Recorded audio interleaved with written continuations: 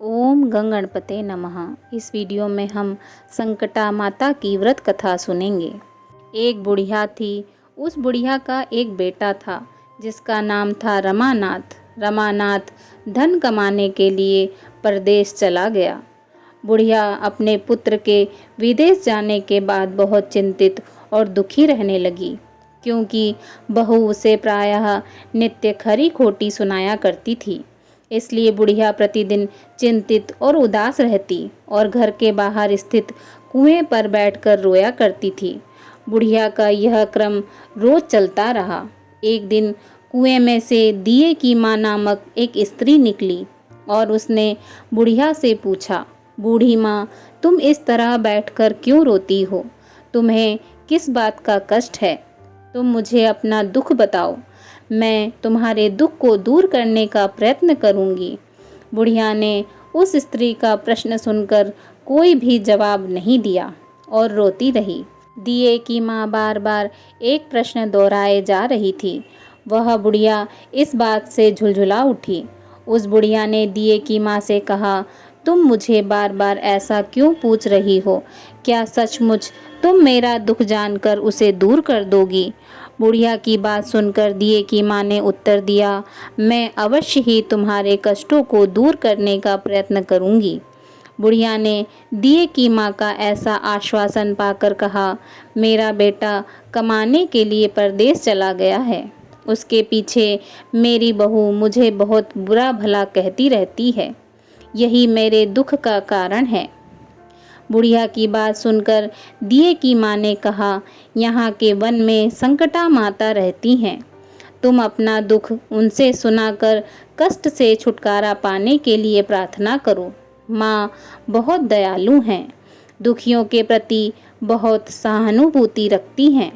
निसंतान को संतान, निर्धनों को धनवान, निर्बल को बलवान और अभागों को भाग्यवान बनाती हैं। उनकी कृपा से सौभाग्यवती स्त्रियों का सौभाग्य अचल हो जाता है। कुंवारी कन्याओं को अपने इच्छित वर की प्राप्ति होती है। रोगी अपने रोग से मुक्त हो जाते हैं। इसके अलावा जो भी मनोकामना हो वह सभी पूरी करती हैं। इसमें कोई भी संदेह नहीं है। दिए की माँ से ऐसी विलक्षण बात को सुनकर बुढ़िया संकटा माता के पास गई और उनके चरणों पर गिरकर विलाप करने लगी। संकटा माता ने बड़े ही दयालु होकर बुढ़िया से पूछा, बुढ़िया, तुम किस कारण इतने दुख से बार बार रोती रहती हो? बुढ़िया ने कहा, हे माता, आप तो सब कुछ जानती हो। आपसे तो कुछ भी छिपा नहीं है। आप मेरे दुख को दूर करने का आश्वासन दें तो मैं अपनी दुखद गाथा आपको सुनाऊं। बुढ़िया की बात सुनकर संकटा माता ने कहा, मुझे पहले अपना दुख बताओ। दुखियों का दुख दूर करना ही मेरा काम है। संकटा माता के ऐसा कहने पर बुढ़िया ने कहा, हे माता, मेरा लड़का परदेश चला गया है। उसके घर में न रहने से मेरी बहू मुझे बहुत तरह तरह की सुनाया करती है। उसकी बातें मुझसे सहन नहीं होती। इसी कारण परेशान होकर मैं बार बार रोया करती हूँ। बुढ़िया की इस दर्द भरी कथा को सुनकर संकटा माता ने कहा, तुम घर जाकर मेरे लिए मनौती मांगकर मेरी पूजा करो। इससे तुम्हारा लड़का सकुशल वापस घर आ जाएगा। मेरी पूजा के दिन सुहागिन स्त्रियों को आमंत्रित कर उन्हें भोजन कराना। ऐसा करने से तुम्हारा लड़का अवश्य ही तुम्हारे पास आ जाएगा। संकटा माता के कहे अनुसार उस बुढ़िया ने मनौती मांगकर पूजा की और सुहागिन स्त्रियों को भोजन के लिए आमंत्रित किया। परंतु विचित्र बात यह हुई, जब बुढ़िया ने स्त्रियों के लिए लड्डू बनाने शुरू किए तो उससे 7 की जगह 8 लड्डू बन गए। इस बात से बुढ़िया बहुत ही असमंजस में पड़ गई। ऐसा होने का क्या कारण है?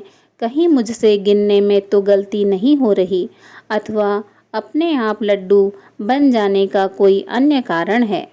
उसी समय संकटा माता एक वृद्ध स्त्री के रूप में बुढ़िया के सामने प्रकट हुई और बुढ़िया से पूछा, क्यों बुढ़िया, आज तुम्हारे यहाँ कोई उत्सव है क्या? यह सुनकर बुढ़िया बोली, आज मैंने संकटा माता की पूजा की है और सुहागिन स्त्रियों को भोजन के लिए आमंत्रित किया है, किंतु जब गिनकर 7 लड्डू बनाती हूँ तो वे लड्डू अपने आप ही 8 बन जाते हैं। मैं इस बात से चिंता में पड़ गई हूँ। बुढ़िया की बात सुनकर संकटा माता ने कहा, क्या तुमने किसी बुढ़िया को भी आमंत्रित किया है? बुढ़िया कहने लगी, नहीं, मैंने ऐसा नहीं किया। परंतु तुम कौन हो? संकटा माता ने कहा, मैं बुढ़िया हूँ, मुझे ही आमंत्रित कर लो। ऐसा सुनकर बुढ़िया ने उस बुढ़िया रूपधारी संकटा माता को भोजन के लिए आमंत्रित कर लिया। इसके बाद बुढ़िया के घर पर सभी आमंत्रित सुहागिनें आ पहुंची और बुढ़िया ने सबको लड्डू तथा अन्य मिठाई आदि का भोजन कराया। इससे संकटा माता उस बुढ़िया पर बहुत प्रसन्न हुई और माता की कृपा से उस बुढ़िया के बेटे के मन में अपनी माता और पत्नी से मिलने की इच्छा उत्पन्न हुई। वह अपने घर के लिए चल दिया। कुछ दिन बीतने के बाद वह बुढ़िया संकटा माता की पूजा कर सुहागिनों को भोजन करा रही थी कि किसी ने उसके लड़के की आने की सूचना दी, लेकिन बुढ़िया अपने काम में लगी रही। उसने कहा, लड़के को बैठने दो, मैं सुहागिनों को जिमा कर अभी आती हूँ। लड़के की बहू ने पति के आने का समाचार सुना। उसी क्षण पति के स्वागत के लिए तुरंत घर की ओर चल पड़ी। लड़के ने अपनी पत्नी को देखकर मन में सोचा कि मेरी स्त्री मेरे प्रति कितना प्रेम रखती है, जो खबर पाते ही मुझसे मिलने आ गई। परंतु मेरी माँ को मुझ पर जरा भी प्रेम नहीं है। मेरे आने की खबर पाकर भी मेरी माँ मुझसे मिलने नहीं आई। जब पूजा का काम समाप्त हो गया, सभी सुहागिनें भोजन करके अपने अपने घर लौट गईं। बुढ़िया अपने बेटे से मिलने के लिए उसके पास पहुंची। माँ के आने पर लड़के ने पूछा, माँ अब तक कहाँ थी? माँ ने कहा, बेटा, मैंने तुम्हारी कुशलता के लिए संकटा माता से मनौती मांग रखी थी।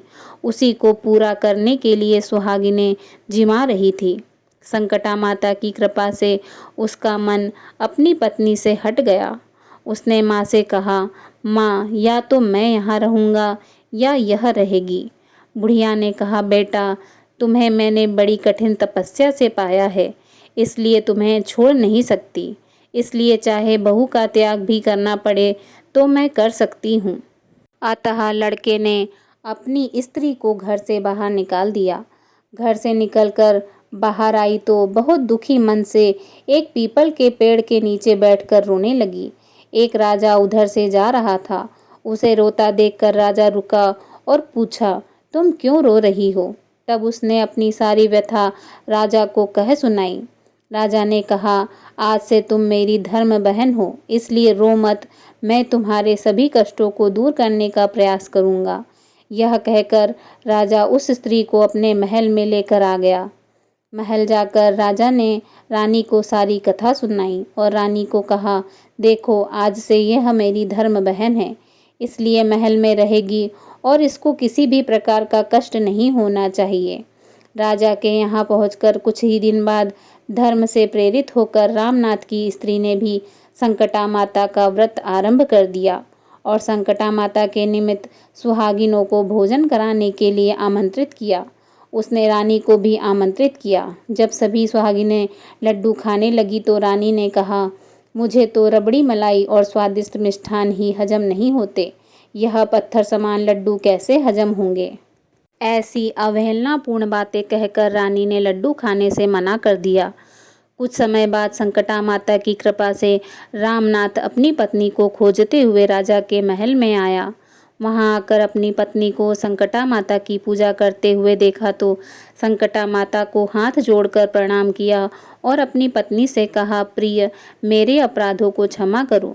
पत्नी ने कहा, नाथ, यह सब प्रारब्ध से ही होता है, इसमें आपका कोई दोष नहीं है। आप मेरे ईश्वर रूप हो, मेरे ही अपराध को क्षमा करें। यह कहकर दोनों ने ही विधि पूर्वक संकटा माता व्रत कथा सुनी, संकटा माता की पूजा की।